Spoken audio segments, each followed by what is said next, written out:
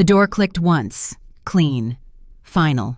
I stood still, the towel damp against my shoulders, feet pressed flat against cold tile.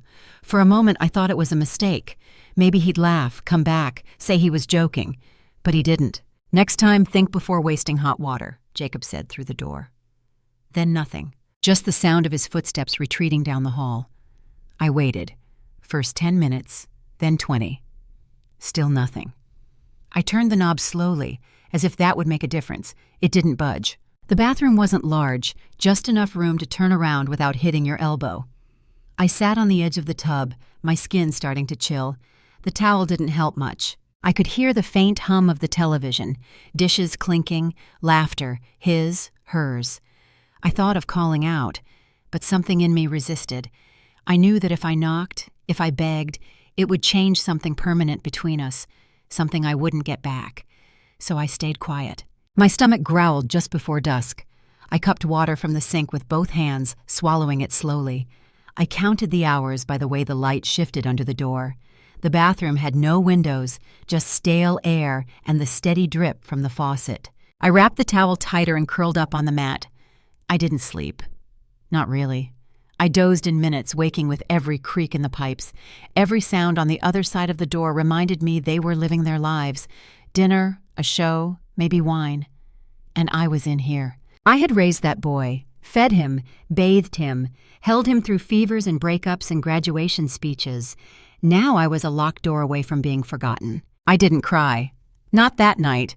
But when morning came and the door was still shut, I looked down at my bare, wrinkled feet and whispered to myself, "This isn't about water, it never was." The ache in my back pulsed through the second night, sharper than I remembered from years past. I shifted against the tiles, letting the cold sink deeper into my bones, and still, he didn't come. I thought of St. Mary's, the overnight shifts that blurred into each other. I used to come home with bruises on my arms and dried blood under my nails, none of it mine. Men twice my size would scream at me while I stitched them up. I never flinched. I'd shower off the sweat, heat a can of soup, and still make it in time to iron Jacob's school shirts. When his father died, I learned what silence really sounded like in a house. No keys jingling at the door, no late-night jokes over dinner. Just me and a boy with eyes too old for his age. From that moment on, I promised myself he'd never feel the loneliness I did. I was in every bleacher seat, every spelling bee. I brought home half-melted ice cream sandwiches after work and clapped louder than anyone when he crossed a stage. I made sure his fridge was full when he left for college. I made sure his tuition checks cleared before the deadlines. And when he got married, I handed him the keys to this house like it was a crown. My wedding gift, my blessing, I told him, smiling already, picturing grandbabies and Sunday dinners. But I never gave him the deed. I told him it was just a formality, that paperwork could wait. He didn't ask questions, and I didn't offer answers.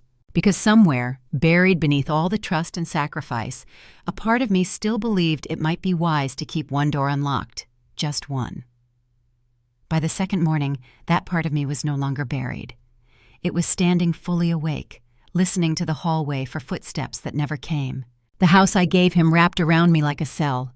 I was still waiting to be let out when the memory of that deed rose quietly to the surface. After the wedding, I didn't want to be in the way. I told them I'd take the small room at the back of the house, the one near the laundry machines. It didn't have much light, and the ceiling fan rattled when it spun, but I made it mine. I brought in my old armchair, the one with the loose stitching along the right arm. I even hung up the photo of Jacob when he was 5, holding a frog and smiling like he'd caught the moon. I didn't ask for help with anything. I cooked my own meals, cleaned my own room, washed my own clothes. I paid for every grocery I used, right down to the salt. The first time, his wife wrinkled her nose and said, "That onion smell just sticks to everything." I apologized. I kept my head down and promised to use less next time. The second time, it was the TV. "It echoes down the hall," she said. "I can hear it in the bedroom." I was watching an old detective show on low volume. Still, I turned it off before the credits rolled. By the 5th time, when she pointed out the extra towels I'd left in the dryer and how they threw off her system, I didn't respond. I had started keeping a notebook of all the things I'd changed about myself in that house. No onions, no TV after 9, no humming when I folded clothes. I used to hum without thinking, just quiet little tunes my mother taught me when I was a girl. Now the silence felt like part of the walls, Sometimes when I opened the refrigerator and saw their things labeled in neat black marker, I felt like a guest who had stayed too long. Jacob never said anything cruel, not directly, but he didn't stop her either, and that was its own kind of answer. I told myself it was just tension, newlyweds. Maybe they needed space. So I gave it. I shrank. I stepped around them. But the more space I gave, the less I seemed to exist. By the second night, the bathroom felt colder than the tile beneath me.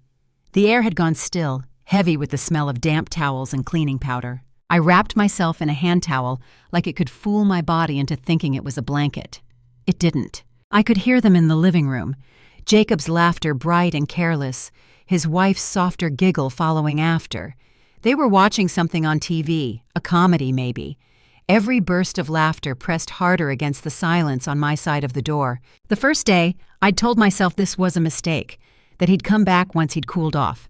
The second day taught me better. This wasn't about cooling down, it was about control, about reminding me whose house this was. Now I counted the hours by sound, the hum of the refrigerator, the low whir of the dishwasher starting its cycle, the pipes sighing when someone used the sink in the kitchen. Every noise became a clock. Every pause between them felt like a year. I drank from the faucet to keep the dryness out of my throat. The water had a metallic taste, but it was cold and real. I sat with my knees tucked under my chin, tracing the tiny cracks in the tile grout with my finger until my vision blurred. I didn't cry. There wasn't room for that in me anymore. Somewhere between the first night and the second, the tears dried up. All that was left was the quiet realization that I had raised a man capable of locking his mother in a room and sleeping soundly afterward. In the dark, I whispered it to myself. This isn't a fight. This is punishment. And like every punishment I'd ever survived in life, I knew one thing. It would end. When it did, I wouldn't forget what it taught me. I would remember every sound, every hour, every small humiliation. I would remember it the way you remember pain, as a warning. The third morning came with a soft click, the same sound as before, but this time it opened. I didn't move at first. I waited, unsure if I'd imagined it, if my mind had played a trick after too many hours in the dark. But then I heard his footsteps, the way he shifted his weight in the hallway. The door creaked inward, and Jacob stood there, not looking at me. "Don't do it again," he muttered, like I was a child who'd forgotten to turn off the lights. No apology, no question of whether I was hungry or if I'd slept. Just those words tossed out like crumbs. He turned away before I could speak. Not that I intended to. I stood slowly, legs trembling, the towel still clinging to my shoulders. I stepped past him, past the hallway, past the kitchen, where the sink was full of last night's dishes. He didn't follow. He didn't ask where I was going. I closed the door to my room and sat on the bed, hands resting in my lap. My body ached, but it was nothing compared to the weight inside my chest. Around noon, I reached into the drawer beneath my sweaters and pulled out the small tin box I hadn't touched in years. Inside, the key still shined dull from time, but solid in my hand. I crossed the room, opened the closet, and unlocked the old safe tucked behind the winter coats. It creaked as it opened, and there they were. The deed to the house, the file from the bank, the passbook for the emergency account I'd opened in my maiden name years ago, tucked behind old medical receipts. My name, Debbie, was still printed clearly on every page. I ran my fingers over the paper, slowly letting the memory of each document settle in. I had built this life for him, brick by brick, dollar by dollar, but I had never truly given it all away. Not yet. I closed the safe, turned the key, and placed it gently into my pocket. I said nothing that afternoon. Not to Jacob, not to his wife, not even to myself. I moved the way I always did, quietly, deliberately, invisible around corners. When Jacob asked if I could pick up more detergent from the store, I said, "Sure." When his wife muttered about electricity costs, I nodded and flicked off the hallway light. I played the part, quiet, polite, predictable. At dinner, I asked how work was. Jacob complained about bills. He said interest rates were squeezing them, said they might have to delay the kitchen remodel. I chewed my food slowly, nodded at the right moments, and kept my eyes on my plate. That night, when the house went still and the only light came from the microwave clock blinking blue in the dark, I opened my notebook. I wrote 3 things: lawyer, quiet buyer, one-way ticket. The list sat in front of me like a doorway. In the morning, I called Lenora Duval. We hadn't spoken in over a decade. Not since the last time a nurse from our board retired and we all met for brunch. I didn't say much on the phone, just asked if she still handled private property sales. She said yes. Her voice hadn't changed. "I need something quiet," I told her, "quick but legal." She didn't ask why, just told me to bring my documents to her office the next afternoon. I told her I'd be there. The next step was to check the account. It was still active, still untouched. I made a second list. This one I didn't write down. I kept it in my head. The day I'd leave, the bag I'd pack, the country I'd choose. Every night I added a little more to the plan, moved with a little more care, smiled just enough to keep their attention elsewhere. I wasn't running, not yet. I was preparing to disappear quietly, completely, and when I did, I'd leave no space behind for them to fill.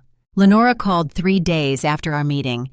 The buyers were ready, cash deal, no listings, no signs, just signatures. It was exactly what I had hoped for. Quiet, fast, untraceable. I thanked her, calm as ever, and hung up the phone with both hands on the receiver like it might slip away if I didn't hold tight. That night, I opened a new bank account under my full maiden name. I transferred a small test deposit, just enough to be sure the wiring system worked. It cleared the next morning, no alerts, no questions. I retrieved my passport from behind the stack of old recipe books I kept on the top shelf, ones I hadn't opened in years. The corners were dusty, but the document inside was crisp, untouched. I checked the expiration date, still valid. The suitcase came down from the attic the same night. I waited until the house was asleep. I moved slowly. No lights, no drawers left ajar. One small bag. I wouldn't need much. I folded a few shirts, 2 pairs of pants, underthings, the cardigan I wore every fall. I laid each piece flat, careful not to wrinkle. Down the hallway, I heard Jacob's voice. He wasn't whispering. "Once she's gone," he said, "we'll finally redo the kitchen." She laughed, a short, sharp sound. "I've been waiting on that tile since last year." I held the blouse in my hands a little longer before folding it. I didn't feel hurt anymore, not surprised, just clear. Every movement I made after that was deliberate. I cleaned the bathroom like it wasn't mine, cooked less, bought groceries I could finish within a week. I stopped using their fridge space altogether. In the evenings, I sat by the window and watched the neighbors come and go. No one noticed anything different, and that was the point. The fewer ripples I left, the harder I'd be to follow. 3 days before closing, I woke before the sun. The house was still, the air cool. I slipped on my shoes and opened my bedroom door without a sound. The hallway creaked the way it always had, and I didn't flinch. I walked slowly, deliberately, letting my hand skim along the door frames, each one painted by me one spring 10 years ago. I remembered the color, eggshell white. I'd done 2 coats because Jacob wanted it extra clean looking. In the living room, I paused near the window. The ledge had once been splintered by a summer storm. I'd sanded it down myself, sealed it with oil, and let it dry overnight with a fan pointing at it. No one ever noticed, but it never cracked again. I ran my palm across it, feeling for the groove I'd left behind. The tiniest dip where I'd pressed too hard with the sander. Still there. In the kitchen, I stared at the counters I scrubbed clean after every holiday meal. The light switch plates I replaced when the old ones yellowed. The baseboards I dusted, even when no one asked me to. Everything they claimed as theirs, every corner they planned to remodel, was built on my labor, my decisions, my hands. I took nothing with me from that walk. No photos, no keepsakes, just a memory of what it was before it became a place I wasn't allowed to exist in. By noon, I was sitting across from Lenora in her office. The keys sat between us on the desk. "He doesn't know?" she asked. I shook my head. "He won't until I'm gone." She nodded, slid the envelope toward her drawer, and clicked it shut. "It's done," she said. I left the office with empty hands and a lightness in my chest I hadn't felt in years. The deed was signed, the buyers were scheduled. All that remained was the leaving. The sky was still dark when I opened my eyes. I hadn't slept. Not really. I'd spent the night sitting upright in the chair by the window, listening to the rhythm of the refrigerator and the faint tick of the clock on the wall. Every sound felt like it was counting down. I dressed quietly, folded the blanket on my bed, and zipped the small suitcase I'd packed days earlier.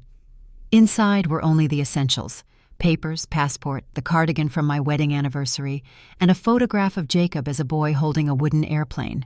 That was all I wanted to take. The rest could stay. The house was silent. I moved down the hall, careful where the floorboards creaked. His door was closed. I could hear the faint rumble of his snore. I wondered if he'd ever wake to the sound of his own life shifting beneath him. At the front door, I paused. The keys were gone already, locked away in Lenora's drawer, but I reached for the handle the way I always had, palm resting there a moment longer than necessary. I didn't look back. Outside, the air was heavy and cool. The taxi's headlights cut a pale path down the street. The driver stepped out to take my suitcase, and I nodded, slipping into the back seat.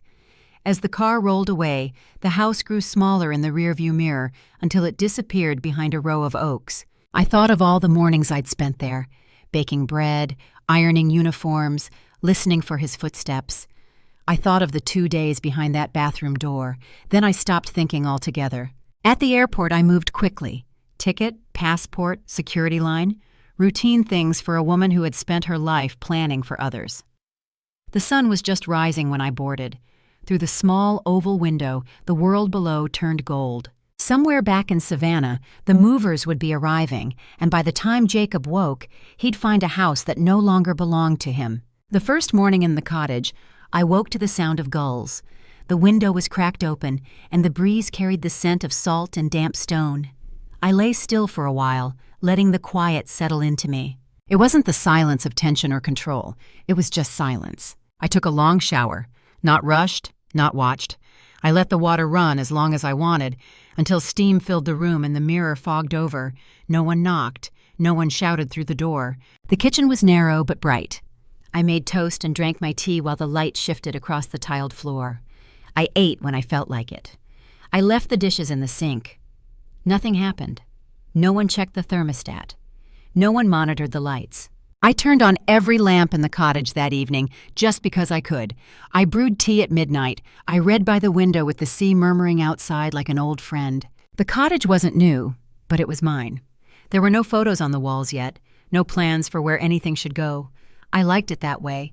I liked not being part of someone else's system. Sometimes I thought about the old house, the sound the back door made when it stuck in the heat, the creak in the floor outside my room, the drawer that never closed properly. I thought of those things the way you remember a place you once passed through, not a place you long to return to. I didn't miss Jacob. I didn't check for calls. I didn't wonder if he was looking for me, because I knew he wasn't. And that truth didn't sting. It freed me. Here, the window stayed open as long as I wanted. The waves came and went. The gulls called across the sky without needing answers. And I sat in the quiet, finally unaccounted for. For the first time in years, I began to sleep through the night. Not the shallow, waiting kind of sleep I'd known before, but the deep, unguarded kind. My body remembered rest. My hands stopped shaking. In the mornings, I'd walk to the shore barefoot, feeling the cold sand give under my feet. The tide always left small shells behind, white, pink, broken, perfect. I started collecting them, not for beauty, but for proof. Proof that even fragile things survive the pull. Days passed softly.